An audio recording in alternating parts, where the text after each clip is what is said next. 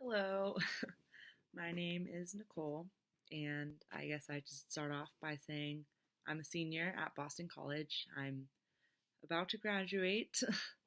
It is April 28th, 2016.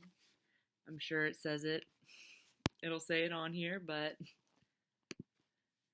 just doing things the old fashioned way, saying them out loud instead of being like, oh, you could check it later on the computer. But anyway, I decided tonight to create a YouTube channel because I always find myself, I've learned so much this year.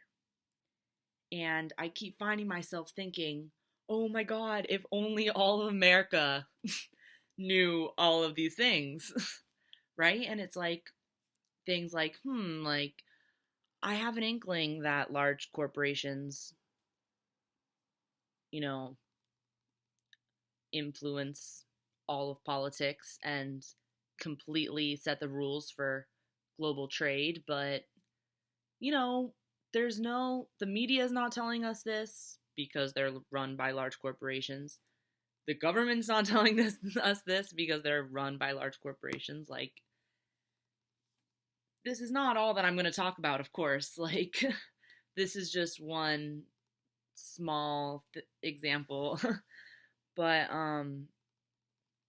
so the point is that before, when I was saying there's people have like an inkling of, oh, climate change, like I know something is going to happen down the road.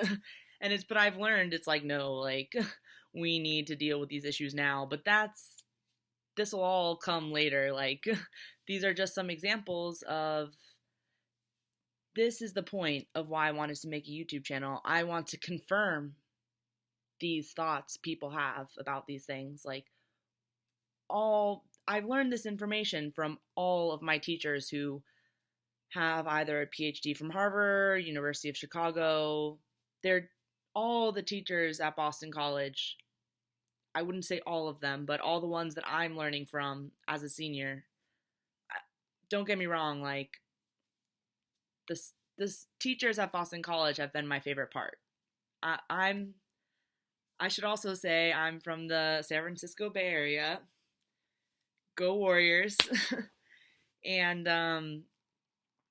yeah, I've roughed it out for 4 years on the East Coast, but it's all been worth it to make my awesome friends along the way who will be appearing in the next episode. And I don't want to be inappropriate by saying I have extremely attractive, amazing friends you'll definitely want to meet. So they'll definitely be on the next episode, and the security guard in my building will also. He's hilarious, and he really likes me. He will also be appearing on it. Anyway, I also have a tendency to make friends with everyone. So that's why I'm like,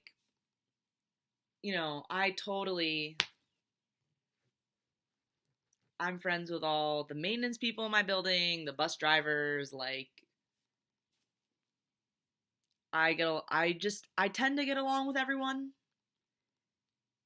And I really just love all people. Like, I don't know how else to say that. But anyway, so let's just be friends. Like, if you have this should be an open forum. Like, you know what I mean? Like, feel free to comment. Or if you have questions about my sources, that'd be great. Okay, so yeah, I just decided to make this YouTube channel tonight because the point is to get a little bit into what I'm studying so people can be more informed. And a big question today is Islam compatible with the West? And first, when I came to Boston College, my first history or political science course was, the first half we studied the Constitution and the Federalist Papers, and the second half we studied Islam.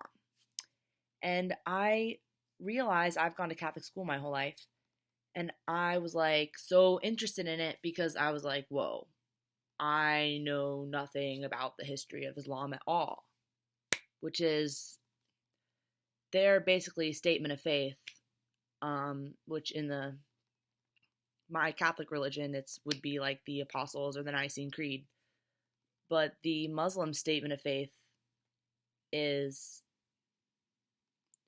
there's no God but God and Muhammad is his prophet. Essentially, something like that. And so the prophet founded, created Islam. And so, if you just want to hear just a brief history, like Islam began in the 7th century in Arabia.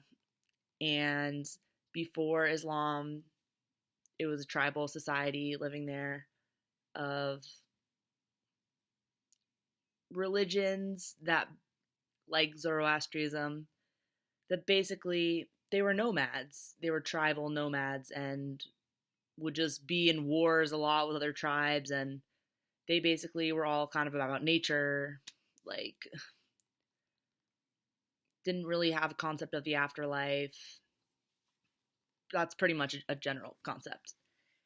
And that period is called Jahiliyyah, the period of ignorance before Islam, which they say that we're in today, but I'll get back to that way later.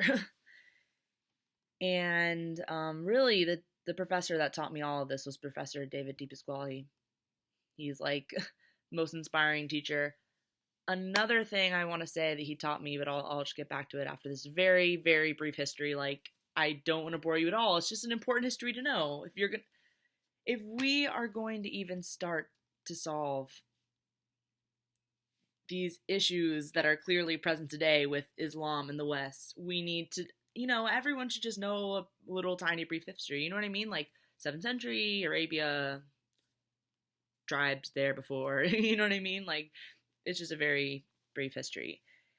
And so the Prophet Muhammad was born in the year 570. Muslims have a different calendar that's based off the lunar calendar, so their numbers are different. But in what we use, the Common Era, or AD 570, he received the revelation from the angel Gabriel at the age of 40 in 610, and moved then he started getting the revelations and getting a following. The Muslim community began. And his first wife, Khadija, I believe. I will confirm that. Oh, let me just confirm it now. The Prophet's first wife. Khadija. Yep, okay. She believed in him, and so she was older than him, and she was a businesswoman, and helped him along in he's a prophet, so obviously he's trying to share his message with the people, so people believe him. So anyway, he started getting a following, and received the revelation in 610. In the year 622, he moved the Muslim community from Mecca to Medina.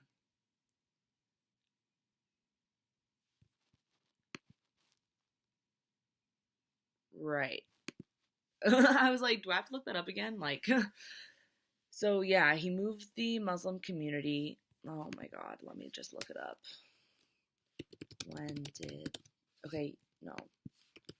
Prophet 622. 622, by the way, is the first year of the Muslim calendar. From Mecca to Medina. I don't know why I feel like I have to. It was just so funny. I'm like, wait, I just want to make sure I'm giving you the right information. So then he died in the year 632. And then there were the 4 rightly guided caliphs who ruled after him. They all assassinated each other. And then there were After that, there was a split in the Muslim community between Sunni and Shia because I guess I should explain this too. So basically, that split happened because Ali was the last rightly guided caliph, and the Shia basically believed that the next ruler should be descended from Ali, who was related to the Prophet because he was married to the Prophet's daughter, Fatima. And so, and the Sunni believed that the next ruler should be somebody else. And so that's when the Sunni Shia split happened. After that, there was the Umayyad and Abbasid empires or caliphates. And then after that, there was just a bunch of different Islamic rulers all over Northern Africa, Spain, all Central Asia, and then the Mongols, ended up also becoming Muslim. Anyway, so that's basically the history of Muhammad. I won't even go more into it tonight because I know we're all getting tired. You can't just listen to somebody talk for like no more than this amount of time. So I can't wait to talk more. I don't know if you'll have any questions or want me to talk about anything specific. I have so much more to say, about what we can do to create a peaceful world, like why climate change is so imminent, intersectionality, Israel-Palestine. That is an issue I am so extremely passionate about. People just, nobody knows about it because Jewish people are really rich and, you know what I mean? Have huge influence in manipulating the media and, just making sure that nobody, and also we give more money to Israel than any other country in the world annually. $3 billion. And that is our taxpayer money, so we should know what the Israeli army is doing over there and how their state was created. It was right after the Holocaust. The Jews, they said, this wouldn't have happened if we had our own state. It's of course. That's probably true. So it's a very controversial topic, I realize that, but yeah. I definitely can't wait to share more. And about, corporations, that's huge. Because of the corporate charter system in America, companies are fiduciary or legally obligated to make a profit, or else they'll be sued by their shareholders. And they are running everything. So that's why a lot of the injustice and economic injustice and social injustice goes on in the world. And so I cannot wait to share more about this. It was great to meet you all. And my really cute friends will be here next time. No, but they're awesome. And Hakuna Matata. I love The Lion King and Book of Life. The Book of Life is Ice Cube's first animated film, so check it out. Anyone who watched Book of Life, I will blow your mind because I've seen it so many times. So I'm just whoa, I recognize so many symbols now. Anyway, good night from Boston. And thank you so much. I cannot be more grateful that you listened to me. I cannot wait to share more.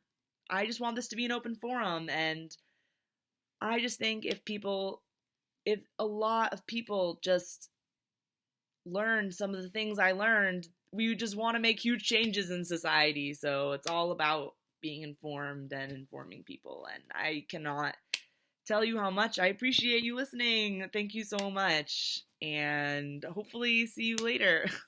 Thank you.